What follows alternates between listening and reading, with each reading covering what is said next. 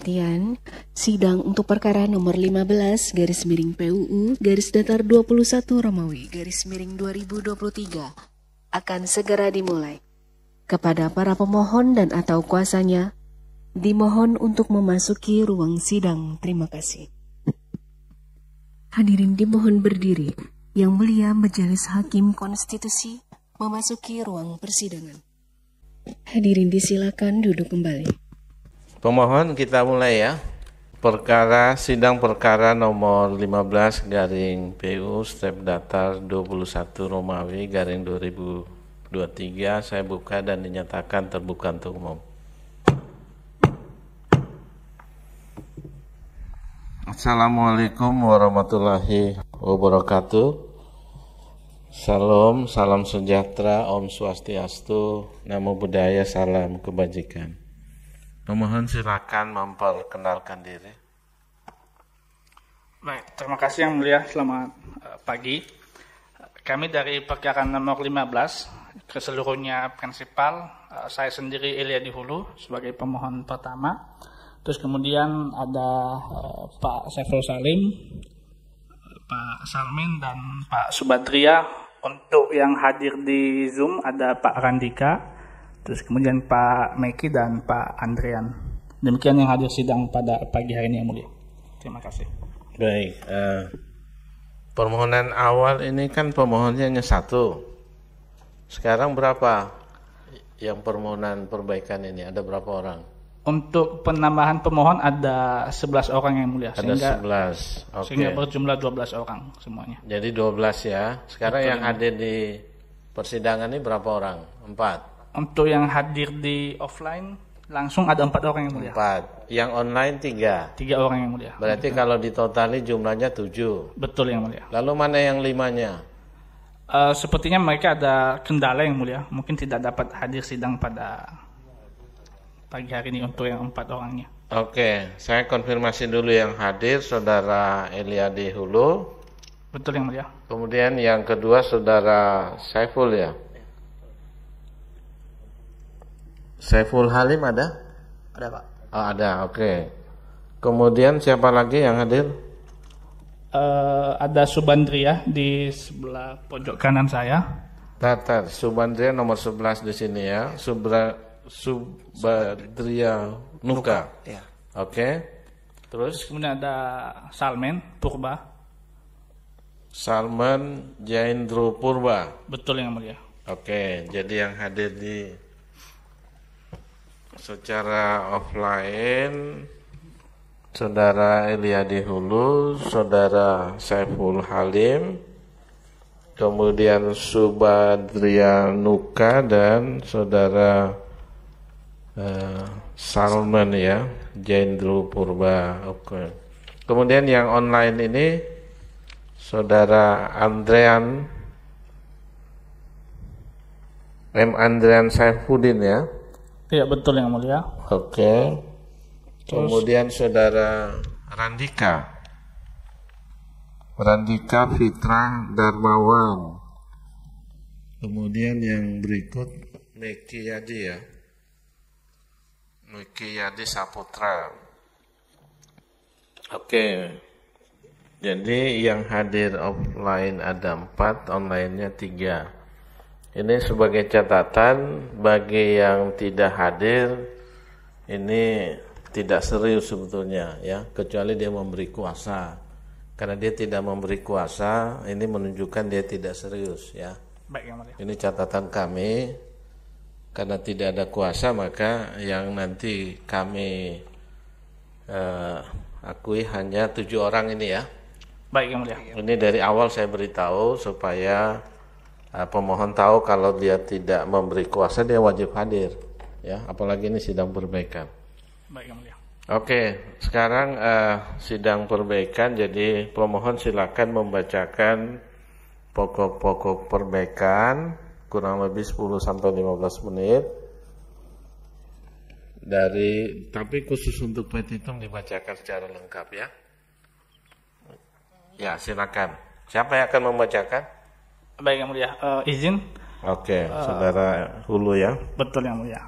Baik, saya pada pagi ini saya akan menyampaikan pokok-pokok perbaikan permohonan, di mana pada sidang awal pendahuluan Yang Mulia Majelis Hakim telah menyampaikan beberapa perbaikan ataupun nasihat yang tentunya telah kami akomodir dalam sidang perbaikan permohonan ini.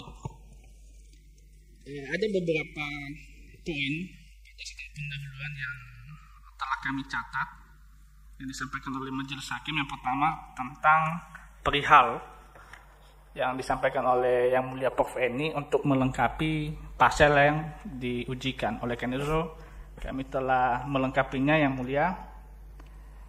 Saya bacakan secara lengkap. Perbaikan permohonan pengujian pasal 39 ayat 1 dan ayat 2 serta penjelasan pasal 39 ayat 1 dan ayat 2 Undang-Undang Nomor 6 Tahun 2014 tentang Desa terhadap Undang-Undang Dasar Negara Republik Indonesia tahun 1945. Untuk perbaikan ini, Yang Mulia, ada karena kemarin sidang pendahuluan disarankan untuk melengkapi juga pengujian terhadap pasal, maka kami telah mengakomodir itu. Terus kemudian saya masuk pada legal standing, Yang Mulia. Berhubung karena adanya penambahan pemohon yang pada sidang hari ini yang awalnya berjumlah 12 orang kemudian dieliminir beberapa orang sehingga berjumlah 7 orang, maka kami telah menguraikan legal standing masing-masing.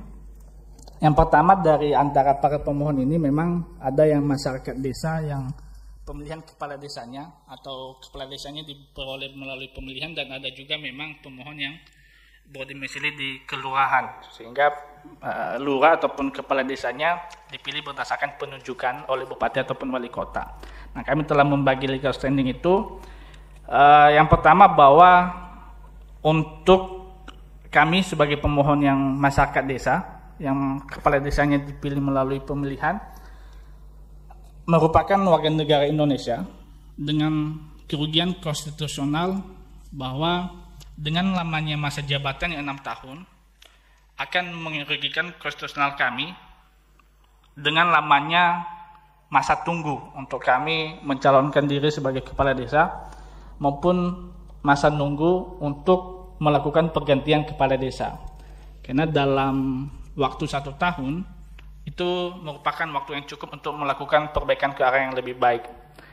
Nah, terus kemudian apabila misalnya ada tindakan kesewenang-wenangan ataupun koruptif dari kepala desa, maka seperti yang saya sampaikan tadi, kami harus menunggu selama 6 tahun. Namun apabila merujuk pada konstitusi pasal 7 Undang-Undang Dasar tahun 1945, maka masa jabatan eksekutif dalam pasal 7 tersebut diatur hanya 5 tahun dengan 2 periode. Nah, terus kemudian, Yang Mulia, untuk pemohon yang tinggal di kelurahan yang lurah ataupun kepala desanya diperoleh berdasarkan penunjukan, ada kerugian konstitusional berupa bahwa para pemohon ini merupakan pembayar pajak dan juga penikmat manfaat dari APBN. Oleh karena itu, pajak yang dibayarkan dan APBN yang dialokasikan dalam dana desa, apabila kemudian dikorupsikan oleh kepala desa ataupun hal-hal ataupun tindakan yang tidak sewajarnya sehingga merugikan keuangan negara, akan berdampak secara tidak langsung terhadap para pemohon. Oleh karena itu, adanya hubungan pertautan antara kerugian konstitusional para pemohon, yang ini merupakan syarat kualifikasi yang disyaratkan dalam poin 4. Kami telah menguraikannya, saya baca secara lengkap, karena ini kemarin merupakan saran dari Yang Mulia Prof. Arief Hidayat. Adanya hubungan sebab akibat antara kerugian dan berlakunya undang-undang atau yang dimohonkan pengujiannya. Yang pertama, bahwa dengan berlakunya pasal 39 ayat 1 dan ayat 2 Undang-Undang Desa, sepanjang tidak dimaknai sebagaimana petitum permohonan equo, maka para pemohon mengalami ketidaksetaraan, ketidaksamaan, dan perlakuan yang tidak sama di mata hukum, serta diskriminasi bila mana nantinya para pemohon menduduki jabatan politik seperti gubernur, wali kota, dan bahkan presiden, karena adanya perbedaan masa jabatan dan periodisasi dengan jabatan kepala desa. Kerugian ini diperoleh karena berlakunya pasal 39 ini, Yang Mulia. Terus kemudian huruf B-nya, bahwa dengan berlakunya pasal 39 ayat 1 dan ayat 2 Undang-Undang Desa sepanjang tidak dimaknai sebagaimana petitum permohonan akuo, maka pemohon harus menunggu dengan waktu yang cukup lama untuk melakukan pergantian kepala desa yang tidak memiliki kemampuan dalam memimpin desa sehingga membawa pada kemerosotan ekonomi dan kesejahteraan warga desa yang tentunya akan berdampak juga kepada para pemohon. Kemudian bahwa dengan berlakunya pasal 39 ayat 1 dan ayat 2 Undang-Undang Desa sepanjang tidak dimaknai sebagaimana petitum permohonan akuo, maka akan memberi peluang besar kepada kepala desa untuk melakukan tindakan-tindakan yang bertentangan dengan hukum seperti tindakan koruptif, tindakan kesewenang-wenangan, dan tindakan lainnya yang mengarah pada terbentuknya tirani di tingkat desa sehingga merugikan para pemohon. Ya, peluang-peluang ini diperoleh karena adanya masa jabatan yang cukup lama. Itu merupakan hubungan pertautan antara kerugian kami dengan berlakunya pasal 39 yang dialami oleh para pemohon. Terus kemudian untuk saya izin untuk tidak menyampaikan poin ketiganya yang mulia, itu permohonan tidak nebis in idem, karena memang secara permohonan kami merasa bahwa ini sudah cukup lengkap memberikan penjelasan bahwa permohonan tidak nebis in idem. Terus kemudian kami masuk pada alasan-alasan permohonan. Pada sidang pendahuluan sebelumnya, Prof. Arif Hidayat dan Prof. Eni Nurbaningsih menyampaikan bahwa harus dijelaskan kenapa kemudian dalam setiap undang-undang yang mengatur tentang desa ada perbedaan masa jabatan. Ya, misalnya dalam Undang-Undang Nomor tahun 65, tahun 79, tahun 99, dan tahun 2004 serta 2014 dalam setiap pengaturannya ada perbedaan masa jabatan.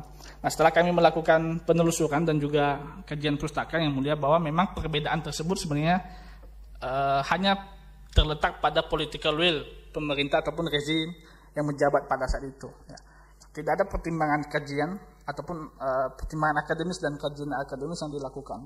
Lebih kepada political will dari rezim yang dikuasai. Nah, untuk kemudian supaya tidak ada perbedaan antara undang-undang yang satu dengan undang yang lain yang mengatur setiap desa maupun nantinya dalam revisi Undang-Undang Desa tahun 2014 ini, maka kita harus tetap merujuk pada pasal 7 Undang-Undang Dasar yang merupakan norma dasar yang berlaku di Indonesia. Oleh karena itu, pasal 7 ini kami mengajak para yang mulia bahwa kita jangan melihat dari subjek yang diatur. Memang kalau kita melihat subjek yang diatur dalam pasal 7 ini adalah presiden dan wakil presiden. Namun kita harus melihat jauh lebih ke dalam bahwa apa alasan kenapa kemudian pasal 7 ini diatur sedemikian rupa, yaitu mengatur masa jabatan 5 tahun dan 2 periode. Ya. Semangat lahirnya pasal 7 ini adalah adanya maksud dan niat dari para pelaku reformasi kita untuk membatasi kekuasaan, karena kita pernah berada pada masa di mana tingkat demokrasi dan kualitas demokrasi kita sangat menurun. Nah, saya bacakan salah satu poin yang cukup penting dalam alasan permohonan huruf A. Nomor satunya bahwa ihwal lahirnya pasal 7 Undang-Undang Dasar 1945 merupakan semangat dari pembatasan kekuasaan dan masa jabatan eksekutif yang pernah membawa Indonesia pada era degradasi demokrasi yang sangat nyata pada zaman Orde Baru.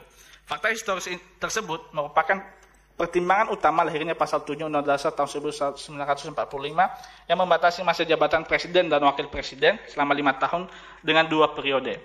Oleh karena itu, penting memahami makna sesungguhnya dari pasal 7 Undang-Undang Dasar 1945. Terus kemudian, angka 2-nya, bahwa ada 2 cara dalam memahami teks pasal 7 Undang-Undang Dasar tahun 1945, yaitu membaca secara tekstual dan secara historis, yang meliputi suasana kebatinan saat dirumuskan pasal 7 tersebut. Nah, oleh karena itu, yang mulia kami mencoba menjelaskan bahwa mengapa kemudian pasal 7 ini lahir. Apabila kita korelasikan dengan masa jabatan kepala desa yang 6 tahun dengan 3 periode, maka memang kalau kita melihat dari sudut pandang semangat lahirnya dan spirit lahirnya pasal 7 ini tentunya bertentangan dengan Undang-Undang Dasar. Nah, terus kemudian kami juga telah mengakomodir terkait dengan masukan dari Prof. Eni supaya dilihat kenapa kemudian dalam Undang-Undang 2014 tersebut diatur masa jabatan kepala desa 6 tahun dengan 3 periode. Kami juga sudah melakukan penelusuran yang mulia terkait dengan kenapa alasan pasal 39 ini kemudian muncul. Ya, berdasarkan penelusuran yang kami lakukan, dalam yang kami kutip ataupun yang kami kaji dalam alamat website yang tertera di angka 8 halaman 21 yang mulia, bahwa sebenarnya terkait dengan pengaturan tersebut tidak ada alasan yang diberikan oleh pembentuk undang-undang, ya, baik kajian teoritis, secara akademis, bahkan dalam naskah akademik Undang-Undang Desa yang tahun 2014 itu yang mulia, dalam naskah akademiknya awalnya diatur hanya 2 periode, ya, tapi kemudian dalam pembahasan antar fraksi maupun dalam agenda RDPU kemudian dirubah menjadi 3 periode. Nah, ini merupakan sebenarnya kami memahami bahwa ini sebenarnya lebih kepada konfrontir antara fraksi-fraksi ataupun lobby-lobby politik yang dilakukan oleh para fraksi pada saat pembahasan, sehingga kemudian dirubah menjadi 3 periode. Nah, oleh karena itu tidak adanya kajian akademis dan alasan teoritis kenapa kemudian diatur sedemikian rupa pengaturannya, maka kita harus tetap merujuk pada pasal 7 Undang-Undang Dasar tahun 1945. Hal ini juga berkaitan dengan pasal 1 angka 3 Undang-Undang Dasar bahwa Indonesia merupakan negara hukum, di mana salah satu ciri dari negara hukum adalah adanya pembatasan kekuasaan. Ya, tentunya pembatasan kekuasaan ini kita harus tetap merujuk pada pasal 7 yang secara prinsip dan rasional adalah 5 tahun dengan 2 periode. Kemudian kami juga telah mengakomodir adanya disintegrasi sosial yang sebelumnya disampaikan oleh Prof. Arif Hidayat supaya dipertimbangkan apakah dalam jangka waktu 5 tahun apakah konflik sosial yang terjadi di desa sudah sembuh, sudah pulih atau bagaimana. Nah, dalam permohonan kami yang mulia, kami mengatakan bahwa sebenarnya dalam kajian akademis ataupun kajian yang dilakukan pembentuk undang-undang terkait ini sama sekali hal ini juga tidak dipertimbangkan, ya, terkait dengan adanya disintegrasi sosial, konflik sosial ataupun konflik horizontal yang ada di desa, itu juga sama sekali tidak dipertimbangkan oleh pembentuk undang-undang. Nah, kami beranggapan bahwa sebenarnya konflik yang ada di desa itu terlalu didramatisir yang mulia. Termasuk dalam desa pemohon saya pribadi bahwa memang ada konflik sosial dan itu merupakan hal yang sangat wajar ketika masyarakat, ya, masyarakat ini merupakan gabungan dari pribadi-pribadi diperhadapkan pada 2 pilihan, maka pasti akan ada konflik yang terjadi. Jangankan kepada masyarakat yang mulia, kepada diri kita pribadi, ya, ketika diperhadapkan pada 2 pilihan maka akan terjadi konflik batin. Pikiran mengatakan A atau memilih A, sedangkan hati memilih B. Yang merupakan konflik itu merupakan hal yang wajar dan hal yang lumrah. Nah, apabila kita tidak mengkehendaki adanya konflik, maka sebaiknya pemilihan kepala desa ditiadakan, mengikuti konsep lurah, itu baik penunjukan. Nah, terus kemudian berdasarkan pengalaman kami juga, ya, bahwa sebenarnya konflik yang terjadi di desa itu dapat selesai dalam waktu yang relatif singkat.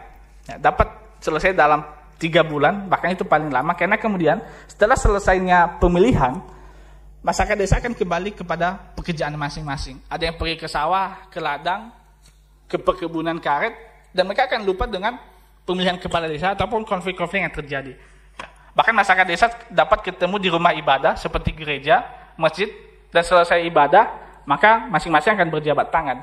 Dan yang paling penting adalah ini merupakan tugas dan tanggung jawab dari kepala desa untuk memanage konflik yang terjadi pada saat pemilihan.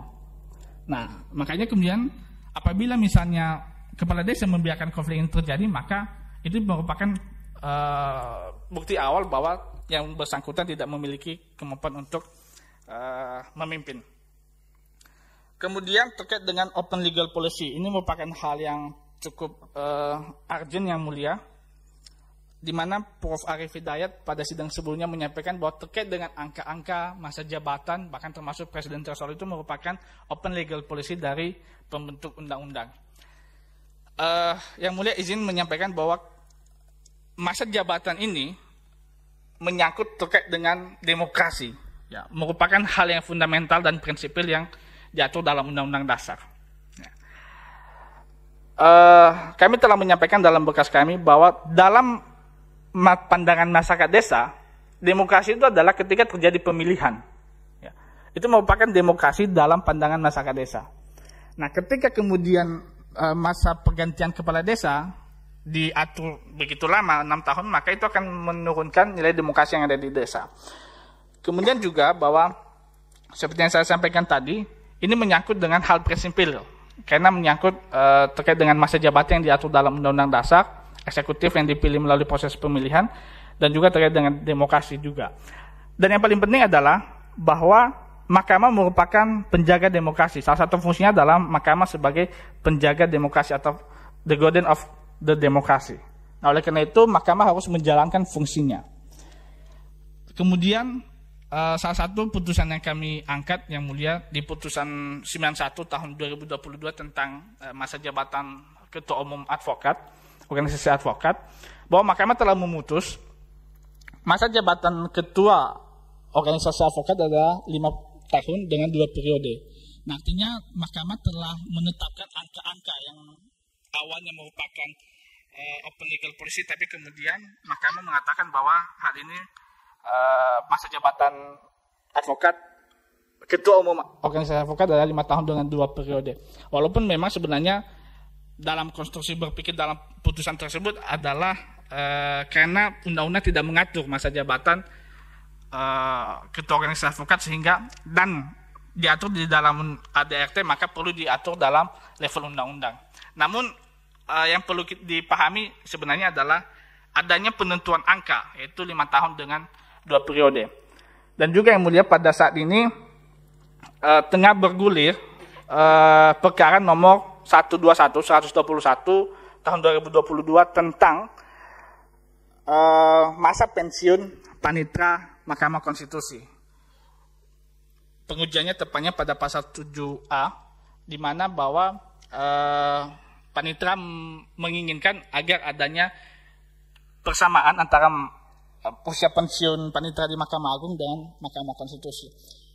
Dalam proses persidangan ini, Mahkamah telah masuk pada pemisahan agenda mendengarkan keterangan Presiden dan DPR. Nah, para pemohon juga mengharapkan hal yang sama diberlakukan kepada para pemohon yang saat ini sedang bersidang, supaya diberikan hal yang sama, karena pasal perkara 121 ini merupakan juga termasuk dengan angka-angka, ya, masa jabatan, pensiun, segala macam, termasuk dengan angka-angka. Kami juga berkolerasi dengan itu, oleh karena itu kami memohon juga dipersamakan, memiliki hal yang sama untuk mendengarkan apa sebenarnya pertimbangan dari Presiden dan DPR, kenapa kemudian mengatur masa jabatan kepala desa 5 tahun dengan 2 periode. Hal ini juga penting, karena dalam naskah akademik dan kajian-kajian yang kami lakukan, bahwa tidak ada pertimbangan yang benar-benar urgent terkait dengan pengaturan masa jabatan kepala desa. Kemudian pertanyaan yang mendasar yang mulia, apabila Mahkamah tetap berpendirian bahwa ini merupakan legal open policy, maka bagaimana jika ternyata masa jabatan kepala desa dalam undang-undang revisi undang-undang desa kemudian diatur 10 tahun, 15 tahun, ataupun bahkan 20 tahun. Kemungkinan itu akan tetap terjadi dengan periode 5 kali periode. Apakah Mahkamah tetap akan mengatakan bahwa ini open legal policy, ataupun Mahkamah akan menjalankan fungsinya sebagai penjaga demokrasi?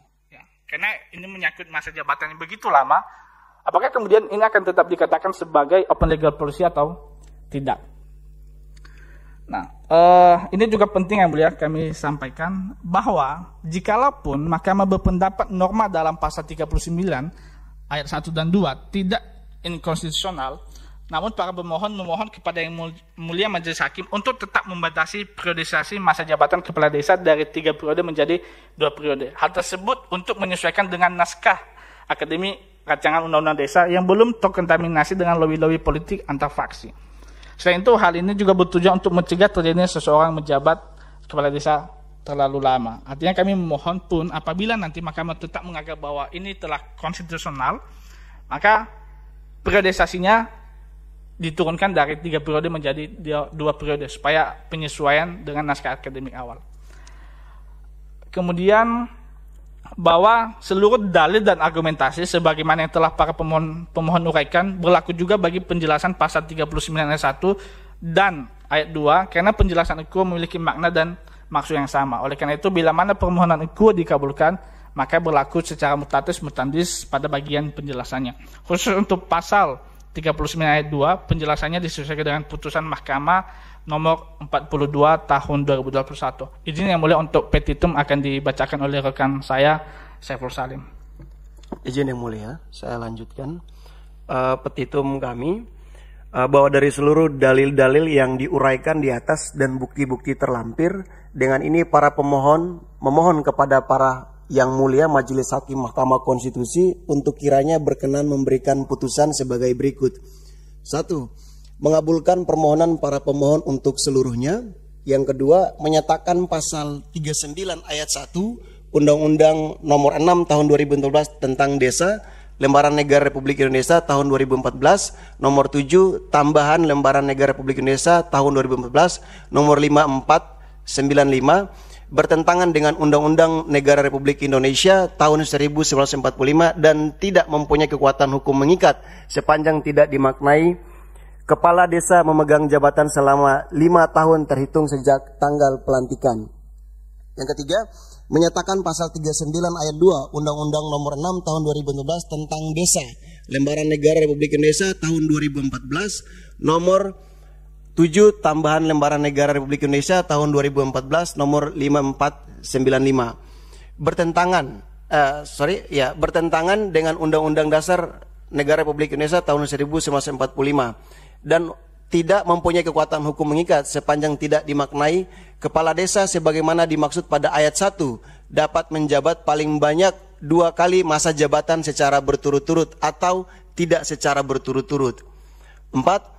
Menyatakan penjelasan pasal 39 ayat 1 Undang-Undang nomor 6 tahun 2014 tentang desa, Lembaran Negara Republik Indonesia tahun 2014, nomor 7 tambahan Lembaran Negara Republik Indonesia tahun 2014 nomor 5495 bertentangan dengan Undang-Undang Dasar Negara Republik Indonesia tahun 1945 dan tidak mempunyai kekuatan hukum mengikat sepanjang tidak dimaknai. Yang dimaksud dengan terhitung sejak tanggal pelantikan adalah seseorang yang telah dilantik sebagai kepala desa, maka apabila yang bersangkutan mengundurkan diri sebelum habis masa jabatan dianggap telah menjabat 1 periode masa jabatan 5 tahun. 5. Menyatakan penjelasan pasal 39 ayat 2 Undang-Undang nomor 6 tahun 2014 tentang desa, Lembaran Negara Republik Indonesia tahun 2014 nomor 7 tambahan Lembaran Negara Republik Indonesia tahun 2014 nomor 5495 bertentangan dengan Undang-Undang Dasar Negara Republik Indonesia tahun 1945 dan tidak mempunyai kekuatan hukum mengikat sepanjang tidak dimaknai kepala desa yang sudah menjabat 1 periode baik berdasarkan Undang-Undang Republik Indonesia nomor 6 tahun 2014 tentang desa maupun berdasarkan undang-undang sebelumnya masih diberi kesempatan untuk menjabat 1 periode. Begitu pula bagi kepala desa yang sudah menjabat 1 periode baik berdasarkan Undang-Undang Republik Indonesia nomor 6 tahun 2014 tentang desa maupun berdasarkan undang-undang sebelumnya masih diberi kesempatan untuk menjabat 1 periode. 6. Memerintahkan pemuatan putusan ini dalam berita Negara Republik Indonesia sebagaimana mestinya. Atau apabila yang mulia Majelis Hakim Mahkamah Konstitusi memiliki pendapat lain, mohon putusan yang seadil-adilnya atau ex equo et bono. Terima kasih yang mulia. Baik, izin yang mulia sedikit saja. Ya. Untuk petitum angka 5 terkait dengan penjelasan pasal 39 ayat 2, petitumnya itu kami telah menyesuaikan dengan putusan yang 42 yang mulia terkait dengan periode masa jabatan kepala desa. Terus kemudian yang mulia untuk alat bukti, ya, kami mohon maaf kami belum menyerahkan yang dilegalisir. Namun izin nanti untuk setelah ini kami akan menyerahkan di bagian bawah di penerimaan bekas yang mulia. Terus kemudian untuk di halaman 33 yang mulia ada kesalahan penulisan. P4 seharusnya itu merupakan P15, mohon izin yang mulia. Terus kemudian halaman 34. Ini yang halaman 33 yang di mana? Halaman 33. Ya. Yang seharusnya yang tertulis P4, namun seharusnya itu merupakan P15 yang mulia. Mohon izin ada kesalahan penulisan. Oh, yang bukti maksudnya. Betul yang mulia. Yang Bukti paling P4. bawah ya. Iya, betul yang mulia. P4 jadi? P15 yang mulia. Oke. Terus kemudian untuk P5 di halaman 34 Ya. itu seharusnya P16 yang mulia.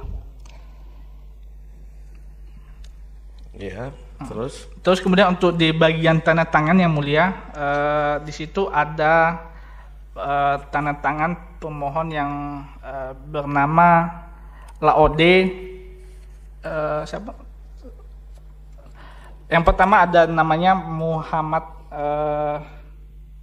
Sebentar ya, yang Laode Ali Wunasakti. Dia setelah membuka tanda tangan, namun sebenarnya itu tidak termasuk pemohon yang mulia. Ada kesalahan kami, mohon maaf. Terus kemudian juga ada Muhammad Arman Prasetyo, sudah membubuhkan tanda tangan namun sebenarnya tidak menjadi pemohon yang mulia. Mohon izin yang mulia. Terima kasih. Yang terakhir itu siapa? Muhammad Arman Prasetyanto yang mulia. Oke, ini juga tidak. Betul yang mulia. Ini kan gini, pemohonnya tadi sudah sejak persidangan awal saya sudah ingatkan, yang tidak hadir dalam persidangan karena tidak memberi kuasa kan itu dianggap tidak serius ya. Jadi saya ingin pastikan lagi, pemohonnya ada 7 ya. Dalam permohonan ini Saudara Eliadi Hulu pemohon 1, Saudara Saiful Salim pemohon 2, Saudara Meki Yadi Saudara Adrian Saifuddin ya.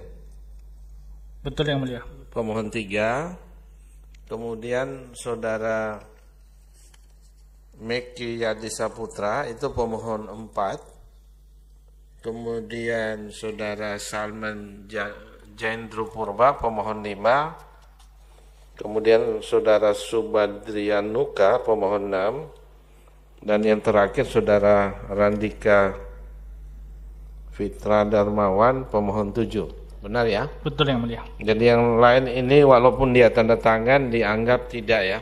Baik yang mulia. Karena menunjukkan ketidakseriusan walaupun dia sudah tanda tangan.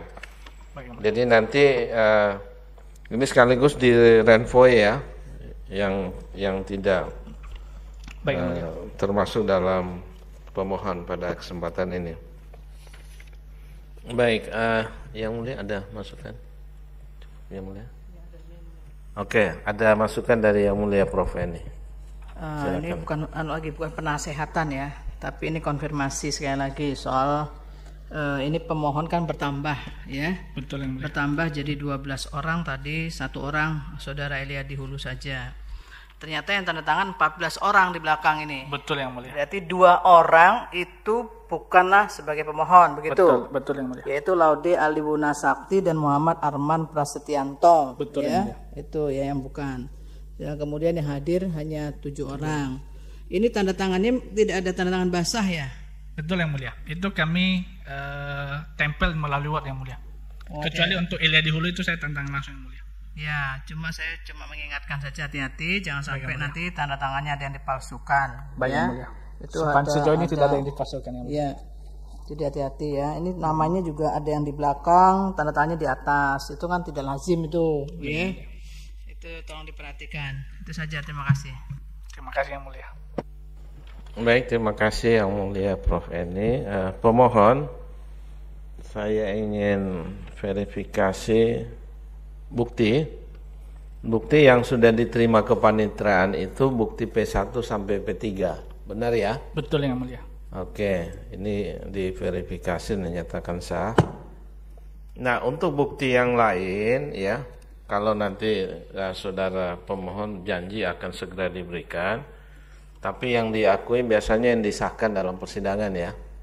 Jadi kalau saudara tidak menyampaikan, walaupun tadi ada perbaikan P4 dan bukti P4 P5 ya, itu kalau nanti tidak dimasukkan ya tentu tidak bisa ya. Tetapi yang pasti yang disahkan itu yang diajukan ke mahkamah melalui kepanitraan ya. Jadi yang kami sahkan sementara hanya 1 sampai 3 ya. Baik yang mulia. Baik.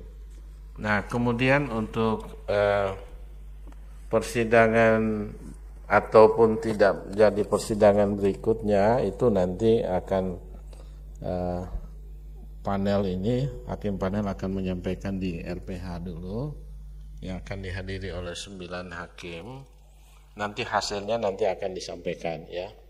Apakah nanti akan dilanjutkan dalam persidangan dan seterusnya atau tidak, nanti akan disampaikan ya. Jadi kami panel ini tidak bisa memutuskan. Yang akan memutuskan itu adalah RPH yang dihadiri oleh 9 hakim. Oke, ada hal lain lagi yang mau disampaikan? Kami rasa cukup yang mulia. Cukup ya.